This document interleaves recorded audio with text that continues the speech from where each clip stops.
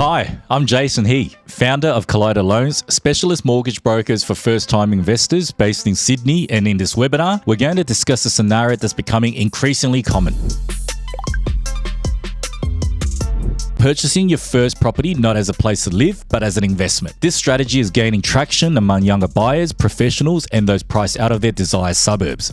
It allows you to enter the property market in an area you can afford while continuing to live where you prefer.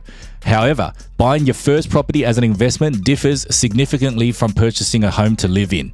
It requires an investor's mindset from the outset, selecting the right asset, assessing risks, and making decisions that support long-term goals. Today, I'll guide you through this journey, helping you understand the steps involved, key decisions you'll face, and how to avoid common pitfalls. Now, firstly, government incentives. A common question is whether first-time buyers can access grants and stamp duty concessions when purchasing an investment property. Most government first home buyer incentives relate to saving or waiving stamp duty up to a certain price point, giving you a grant of $10,000 to $30,000 when you buy a brand new property, allowing you to buy with a low deposit of 5% without needing to pay any lender's mortgage insurance. Generally, these incentives are available only if you intend to live in the property for a minimum period, usually 6 to 12 months, depending on your state or territory. For example, in New South Wales and Victoria, most first home buyer benefits require you to live in the property for a minimum of 12 months, where in other states it's only 6 months. For all states, you need to move into the property within 12 months of settlement. Now, some buyers choose to live in the property initially to meet the conditions and then convert it into an investment. This approach, often called rent investing in reverse, can be effective if your goal is to eventually invest but also take advantage of available support. It's crucial to understand the criteria and timeline, as failing to meet the living requirements after claiming a grant can result in penalties or repayment obligations.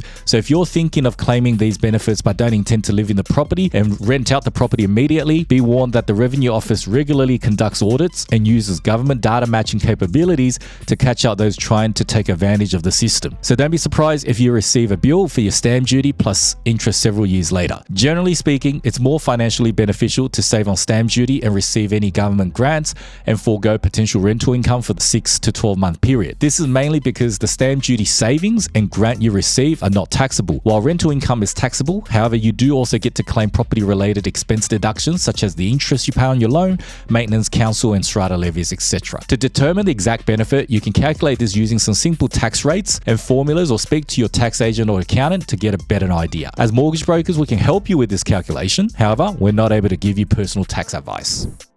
Understanding and maximizing your borrowing capacity. Borrowing capacity is a critical element in the investment process. Lenders assess how much they're willing to lend based on your income, expenses, debts, dependents, and living situation. They also consider the type of property you're buying, expected rental income, and whether you're applying as an owner-occupier or investor. If you're living at home without rent or mortgage payments, this can enhance your borrowing capacity, as lenders see more available income to service the loan. This is because when you're living at home rent-free, lenders will apply a hypothetical rent expense called notional rent. This ranges between $450 to $650 per month, depending on the lender, and some lenders even have a special niche policy where they will not include any expenses at all as long as you are single with no kids and living at home rent-free. When calculating your borrowing capacity, banks apply a stress test assessing your loan as if the interest rate was 3% higher than the actual rate.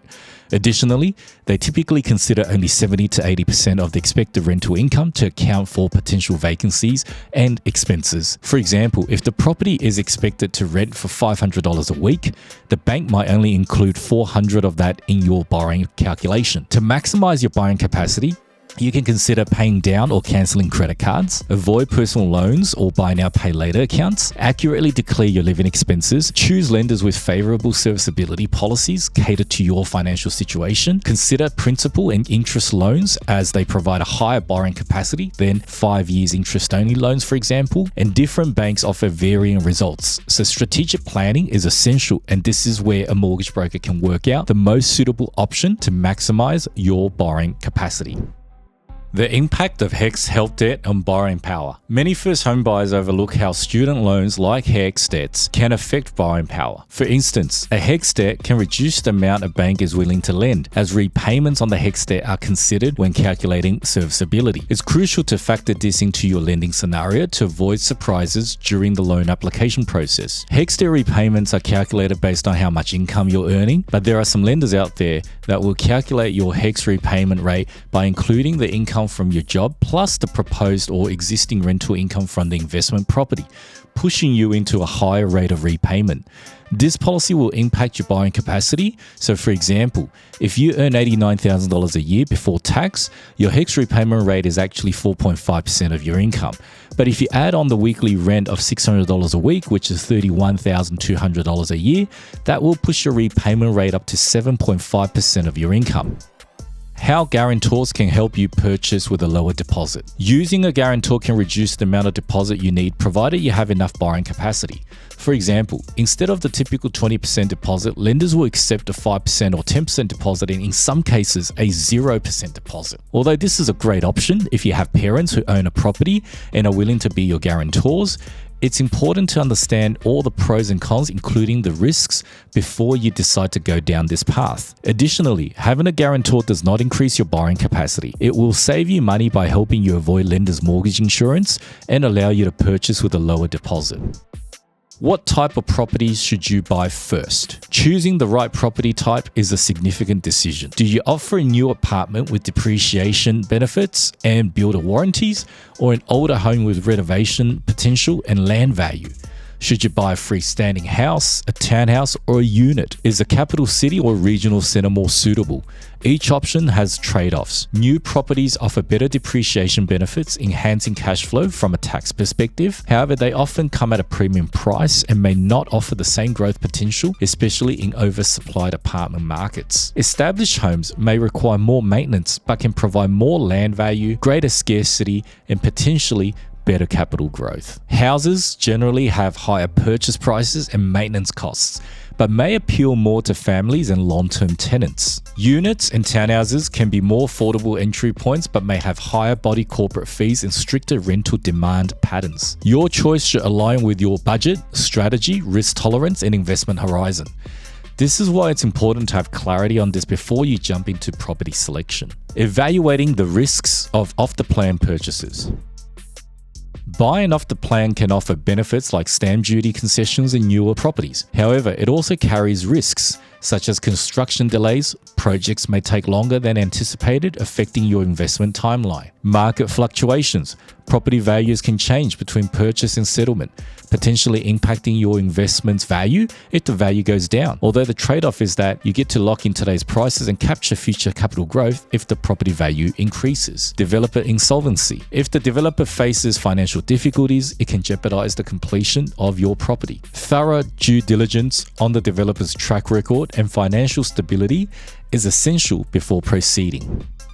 Importance of independent property inspections. Skipping building and pest inspections to save money can lead to costly repairs later and help you avoid buying a dud property. Always commission independent inspections to uncover potential issues not visible during standard viewings. This step is vital in making an informed purchasing decision. A building and pest inspection or a strata report can also help you negotiate the purchase price if there are defects or repairs identified. There are some innovative solutions available, such as Before You Buy, where they try to reduce the cost of a building and pest inspection report for houses and strata report for apartments or townhouses when more than one person is buying the report. This helps reduce the cost of these expenses if you're not successful in purchasing the property. Choosing the right location. After narrowing down the property type, the next question is, where should you buy? Many first home buyers default to familiar suburbs. However, emotional proximity doesn't equate to data-driven performance. Instead, a focus on fundamentals such as vacancy rates. Lower rates indicate stronger demand for the investment property. Rental demand, proximity to jobs, schools, and infrastructure boosts appeal. Affordability, ensure the local population can support rising rents and prices. Supply pipeline, be wary of the areas with excessive new developments. Long-term growth drivers. Look for population growth, employment hubs, transport upgrades, and lifestyle appeal. Align the location with your investment goals, not just familiarity. If you're planning to find the property yourself, there are also services available to help you analyze this data. If you want some recommendations, speak to us and we can point you in the right direction. Structuring your loan for the long term. Loan structure is about more than just securing the lowest rate. It's about flexibility. Consider this. Interest-only loans. These can improve cash flow earlier on, but it decreases borrowing capacity. However, you need to understand that once the interest-only period expires, your principal and interest repayments will kick in and it'll be calculated based on the remaining term of the loan, which can cause a big jump in loan repayments.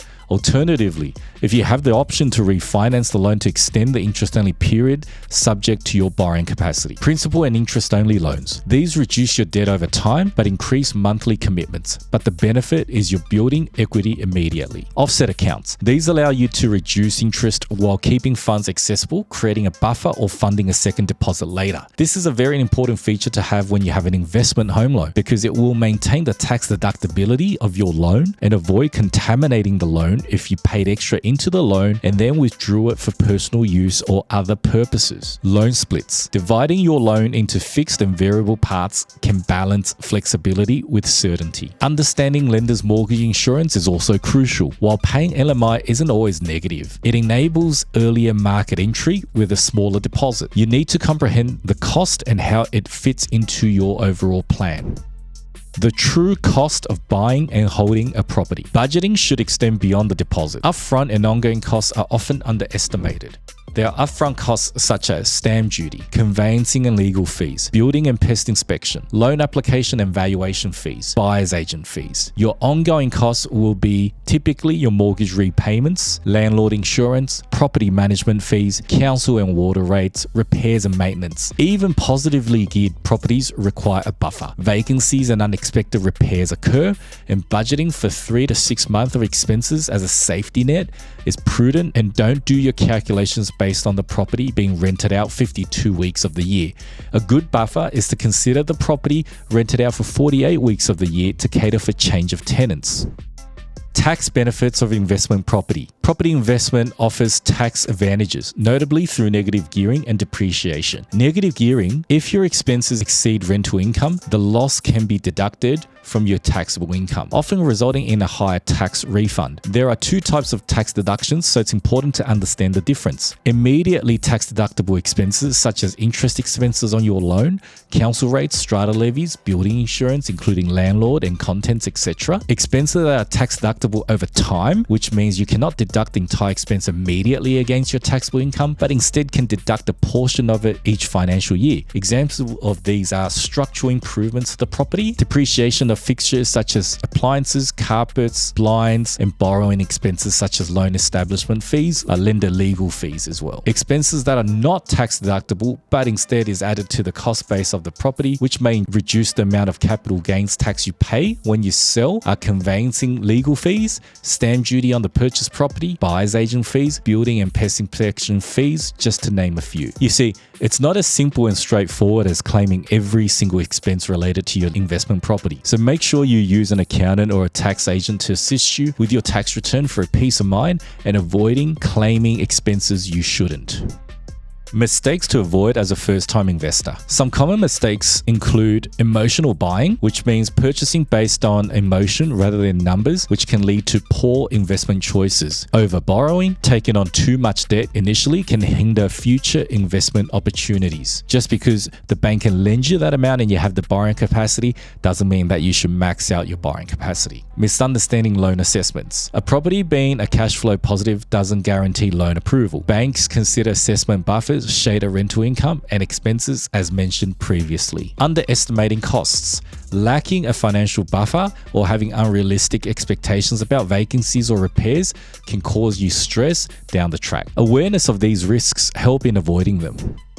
Understanding the role of a buyer's agent. A buyer's agent can provide expertise in property selection, negotiation, and due diligence, potentially saving you time and money and making sure you're buying a very good investment grade asset. However, it's important to assess whether their services align with your investment goals and budget. Research and interview multiple agents to find one who understands your specific needs. As of late, there's been a rise in new buyer's agents in the industry, so it's even more important to choose wisely and to make sure the buyer's agent's capabilities, knowledge, and expertise are aligned with your requirements. Now, buyer's agents can charge between $8,000 to up to $20,000 for each property, which is nothing to blink at. You want to make sure that the money you're spending on the buyer's agent is going to deliver the results you've been promised or expecting. Alternatively, there are also popular property investment courses that can be purchased if you want to educate yourself and complete the end-to-end process. Building the right team around you. Successful property investment often involves a reliable team.